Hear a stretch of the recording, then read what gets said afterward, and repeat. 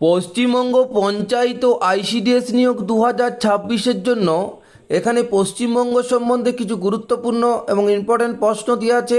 আমরা জানি পশ্চিমবঙ্গের পঞ্চায়েত ও আইসিডিএস নিয়োগ কিছুদিনের মধ্যেই হবে। পুজোর পর অবশ্যই পরীক্ষা হবে দুটোর, তো এখন থেকে প্রিপারেশন অবশ্যই নিতে হবে। তাই এই পশ্চিমবঙ্গ থেকে 2-3টে প্রশ্ন, যেহেতু পশ্চিমবঙ্গ রাজ্যের পরীক্ষা, সেই জন্য অবশ্যই এই পশ্চিমবঙ্গ সম্বন্ধে কিন্তু 2 থেকে 3টি প্রশ্ন অবশ্যই আসবে। তো আমার সাথে সাথে এইগুলো এখন থেকে প্র্যাকটিস করুন, দেখবেন অনেক কাজে লাগবে এবং পরীক্ষা এগুলোর থেকেই কিন্তু প্রশ্ন আসার প্রবল সম্ভাবনা আছে। তো পুরো ভিডিওটা দেখবেন। যারা সোমনাথ পাইন বা পাইন স্যারের ফেসবুক পেজটি এখনও ফলো করেননি অবশ্যই ফলো করে দিবেন। ইউটিউবে দেখতে চাইলে পাইন স্যার ইউটিউবটি অবশ্যই সাবস্ক্রাইব করে দিবেন। প্রথম প্রশ্ন, 1947 সালের কোন তারিখে বাংলা প্রাদেশিক আইনসভায় প্রথম বঙ্গভঙ্গের পক্ষে ভোট নেওয়া হয়েছিল? উত্তর হবে 20 জুন 1947। স্বাধীনতার সময় পশ্চিমবঙ্গের প্রথম মুখ্যমন্ত্রী, তখন পদটাকে প্রধানমন্ত্রী বলা হতো, কে ছিলেন? উত্তর হবে প্রফুল্লচন্দ্র ঘোষ। স্বাধীন ভারতের পশ্চিমবঙ্গের প্রথম রাজ্যপাল হিসাবে কে দায়িত্ব গ্রহণ করেছিলেন? তো চক্রবর্তী রাজা গোপালাচারী। উত্তরবঙ্গের কোন নদীকে অত্যন্ত প্রবল স্রোতের কারণে ত্রাসের নদী বলা হয়? এটা হবে তিস্তা নদীকে, তিস্তা নদী। এর পরের প্রশ্নে চলে যাব। 5 নাম্বার প্রশ্ন, পশ্চিমবঙ্গের কোন সংকীর্ণ অংশটিকে ভৌগোলিক পরিভাষায় চিকেন স্নেক বলা হয়? খুব গুরুত্বপূর্ণ অংশ, এটা হবে 5-এর উত্তর। উত্তর দিনাজপুরের চপড়া। পশ্চিমবঙ্গের সর্বোচ্চ পর্বতশৃঙ্গ সান্দাকফুর, উচ্চতা কত? 6 নম্বরের প্রশ্ন, 6-এর 3636 মিটার। সুন্দরবন অঞ্চলকে কত সালে ইউনেস্কো ওয়ার্ল্ড হেরিটেজ সাইটের হিসাবে ঘোষণা করেছে? 1987 সালে। খুব গুরুত্বপূর্ণ প্রশ্ন, বিভিন্ন পরীক্ষায় এসে থাকে। পশ্চিমবঙ্গের কোন জাতীয় উদ্যানটি প্রধানত একশৃঙ্গ গন্ডারের বাসস্থানের জন্য বিখ্যাত? এরা হবে জলদাপাড়া জাতীয় উদ্যান। কলকাতার দুর্গাপূজাকে কত সালে ইউনেস্কো মর্যাদা দিয়েছে? এটা হবে 9-এর উত্তর হবে সি, 2021 সালে। পশ্চিমবঙ্গের পুরুলিয়া জেলার বিখ্যাত ঐতিহ্যবাহী মুখোশ লোকনৃত্যটির নাম কি? উত্তর হবে ছৌ নৃত্য। বাংলার নবজাগরণের জনক কাকে বলা হয়? এটা রাজা রামমোহন রায়।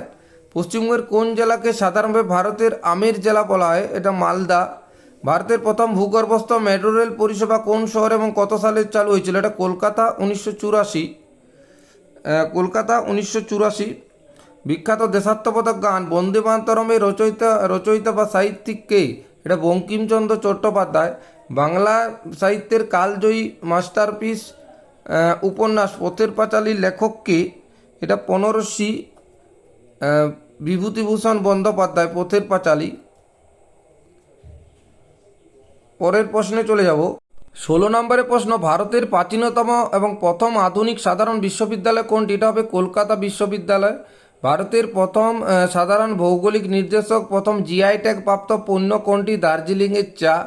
তারপরে ঐতিহাসিক স্থান হাজারদুয়ারি প্রাসাদ পশ্চিমবঙ্গের কোন জেলায় পর্যটকদের প্রধান আকর্ষণ? এটা হবে মুর্শিদাবাদ। তারপরে শিক্ষাক্ষেত্রে অনন্য অবদানের জন্য কাকে বাংলার বাঘ নামে ডাকা হতো? আশুতোষ মুখোপাধ্যায়। পশ্চিমবঙ্গের প্রথম উচ্চশিক্ষা প্রযুক্তি প্রতিষ্ঠান Indian institute of technology IIT কত সালে প্রতিষ্ঠিত হয়? এটা 20 প্রশ্নটার উত্তর হবে সি, 1951 সালে এটা প্রতিষ্ঠিত হয়। কর্কটক্রান্তি রেখা, খুব গুরুত্বপূর্ণ প্রশ্ন। কর্কটক্রান্তি রেখা পশ্চিমবঙ্গের কোন জেলার উপর দিয়ে যায়নি? নদিয়া, পুরুলিয়া, বাঁকুড়া, মালদা। এটা উত্তর হবে মালদা। খুব গুরুত্বপূর্ণ প্রশ্ন। আয়তনের দিক থেকে পশ্চিমবঙ্গ ভারতের কততম বৃহত্তম রাজ্য? কততম বৃহত্তম রাজ্য? 13তম। দক্ষিণবঙ্গের কোন নদীটি অত্যন্ত বন্যা প্রবণতার কারণে বাংলার দুঃখ বলা হয়? এটা দামোদর নদ। বক্সা ব্যাঘ্র প্রকল্প পশ্চিমবঙ্গের কোন জেলায় অবস্থিত? এটা আলিপুরদুয়ার। পশ্চিমবঙ্গের রাজ্যের গাছ ছাতিমের বৈজ্ঞানিক নাম কি? 25-এরটা এ। 26-এর হচ্ছে বাংলার ঐতিহ্যবাহী বাউল গানের সাথে কোন বিখ্যাত আধ্যাত্মিক সাধকের নাম জড়িয়ে আছে? রামকৃষ্ণ পরমহংস, লালন ফকির। এটা 26-এরটা উত্তর হবে বি, লালন ফকির। পরের পাতায় চলে যাব। খুব গুরুত্বপূর্ণ প্রশ্ন আছে, এগুলো একটু ভালো করে সবাই পুরো ভিডিওটা দেখবেন। উত্তরবঙ্গের কোচবিহার জেলার অত্যন্ত বিখ্যাত ঐতিহ্যবাহী লোক উৎসব কোনটি? উত্তরবঙ্গের কোচবিহার জেলায়। এটা হবে 27-এরটা ডি। 27-এর বি হবে রাসমেলা। 27-এর বি।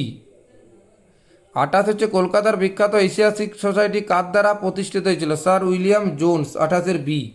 তারপরে 29 হচ্ছে ব্রিটিশ আমলে 1911 সাল পর্যন্ত ভারতের রাজধানী শহর কোনটি ছিল? এটা 29 হবে সি কলকাতা। ভারতের প্রথম নোবেলজয়ী বাঙালি ব্যক্তিত্ব কে ছিলেন? বাঙালি ব্যক্তিত্ব। 30 হবে বি রবীন্দ্রনাথ ঠাকুর। মহান স্বাধীনতা সংগ্রামী নেতাজি সুভাষচন্দ্র বসুর জন্ম কোথায় হয়েছিল? উড়িষ্যার কটক শহরে। 1911 সালে কংগ্রেসের কলকাতা অধিবেশনের প্রথম গানটি গাওয়া হয়েছিল। কোন গানটি গাওয়া হয়েছিল? 32 উত্তর হবে বি জনগণ মন। কলকাতায় মিশনারিজ অফ চ্যারিটি নামের মানব সেবামূলক সংস্থাটি কে প্রতিষ্ঠা করেন? 33 এটা উত্তর হবে বি মাদার টেরেজা। শান্তিনিকেতনে অবস্থিত বিশ্বভারতী বিশ্ববিদ্যালয় কত সালে কেন্দ্রীয় বিশ্ববিদ্যালয় মর্যাদা পায়? খুব গুরুত্বপূর্ণ প্রশ্ন। 34 সি 1951। এশিয়ার অন্যতম বৃহৎ ফুটবল স্টেডিয়াম সল্টলেক স্টেডিয়ামের সরকারি নাম কি? এটা হবে যুব ভারতী ক্রীড়াঙ্গন। হলদিয়া শিল্পাঞ্চলটি পশ্চিমবঙ্গের কোন জেলায় অবস্থিত? এটা পূর্ব মেদিনীপুর। তারপরে হচ্ছে হলদিয়া শহরটি প্রধানত কোন শিল্পের জন্য বিখ্যাত? এটা খুব গুরুত্বপূর্ণ, বন্দর ও পেট্রোকেমিক্যাল শিল্প। পরের প্রশ্ন চলে যাব।